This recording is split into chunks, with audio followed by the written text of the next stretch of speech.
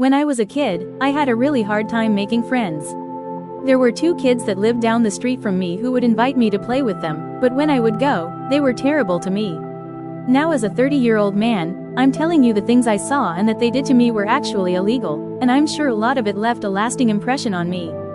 It was not obvious to me then that they were having fun torturing me. I think I thought that was the price to be included. There was one day, though, that was the worst. One day that was the last. The summer before 5th grade 1 was at one of their houses, swimming in the pool in the backyard. Their parents were not home, or maybe drunk, I can't remember. The pool was deep enough that I could just barely touch, and was just kind of bouncing along, kind of like I was walking on the moon. They were both taller than me and much stronger swimmers. God, as I'm writing this I'm realizing how even things I didn't think of as awful, were. They were throwing those sinking pool toys and telling me to bark and go get them. They threw one to the far side of the pool, and I bounced over to get it before diving under. While I was down they both got out of the pool and started putting the solar cover on. If you're not familiar, they're these kinda bubble wrap looking tarps that sit on the surface of the pool to keep them warm and clean. I didn't hear it, only noticed it got dark above me, and when I got to the surface I could only push up far enough to get a breath before the cover got too heavy and I had to go back under.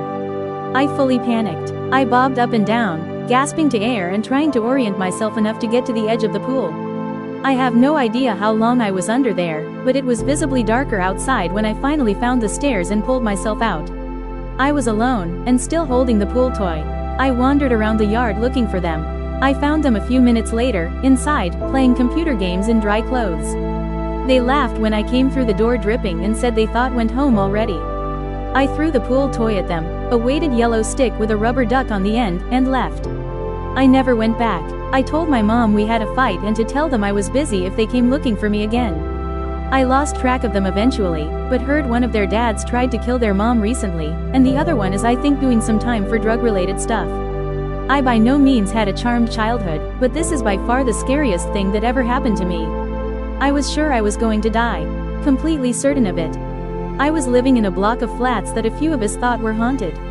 No proof though. One night I felt like someone was pushing on my chest, so I opened my eyes and saw two white eyes and a mouth full of white teeth. I jumped out of bed and put the light on, and as I did that there was the creepiest black man leaning over my son, too, on the bed. I screamed, "Get away from him," and the thing looked at me and smiled. He started running as if he was running up a spiral staircase. He had really long arms and legs. I got my son out of bed and ran to my mom's house. I was in the shop attached to the flats a few days later and met my new neighbor. She had the same name as me and her kid also had the same name as mine, spelled different. I asked her how she was settling in and she told me she keeps having weird dreams. I asked what about, I'm a nosy bitch, and she said, that there's a black man stood watching me from the doorway, he has bright white eyes and teeth. I told her exactly what happened to me. No one we told believed us. I moved out and so did she. A few weeks later my auntie rings me and asks if I can go to the flat to collect some clothes because my cousin's friend, boyfriend and baby has moved into my flat. Weird things kept happening and one night the baby was screaming so they went to him and when they picked him up his onesie has 3 massive slashes in it. I went the next day with my cousin and as soon as I opened the door to the flat it felt like I was going to die, like this horrible feeling in my stomach and chest. I had to walk out, I couldn't get the stuff. As far as I know they left all of their stuff in the flat and moved back in with their parents. No one believes me when I tell this story but I 100% swear every word is true.